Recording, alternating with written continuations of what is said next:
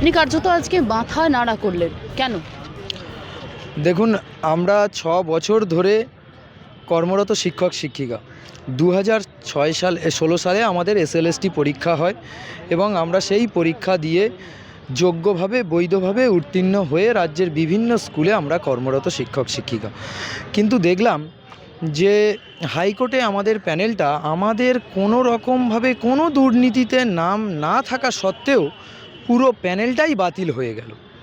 তো পুরো প্যানেলটাই বাতিল হয়ে গেল মাত্র কত পার্সেন্ট দুর্নীতির জন্য? 9-10-এ 8.5% আর 11-12-এ 14%-এর জন্য আমাদের পুরো প্যানেলটাই বাতিল চলে গেল। তো আমরা চাইছি যে আমাদের কোন অপরাধ আমরা করেছি, সেই অপরাধের জায়গাটা কি, যে আমরা অপরাধ করেছি।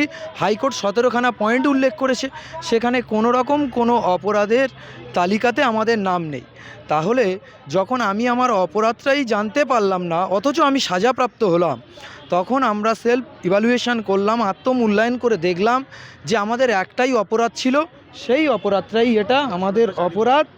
2016 সালের SLST পরীক্ষা দিয়ে বৈধভাবে নিয়োগপ্রাপ্ত যোগ্য শিক্ষক শিক্ষিকা, এটাই আমাদের একমাত্র অপরাধ বা পাপ বলতে পারেন। এবং সেই পাপের প্রায়শ্চিত্ত করার জন্য আজকের আমরা প্রতীকী মস্তক মুন্ডন করলাম।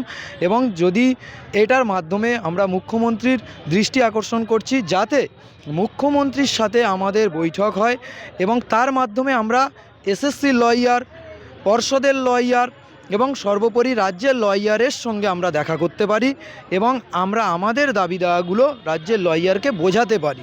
এবং আগামী 7 তারিখ আমাদের সুপ্রিম কোর্টে হিয়ারিং আছে। সুপ্রিম কোর্টে যাতে জোর সওয়াল করেন, আমাদের হয়ে কড়া সওয়াল করেন, যোগ্যদের বৈধভাবে নিযুক্ত হওয়া শিক্ষক শিক্ষিকাদের হয়ে যাতে কড়া সওয়াল করেন, আমরা সেটুকুই দাবি রাখছি। এবং তার জন্য আজকের আমাদের জোড়া কর্মসূচি আছে, আজকের একটা করুণাময়ীতে জমায়েত আছে এবং সেখান থেকে বিকাশ ভবন অভিযান আছে, তারপর নবান্নে যাওয়া হবে।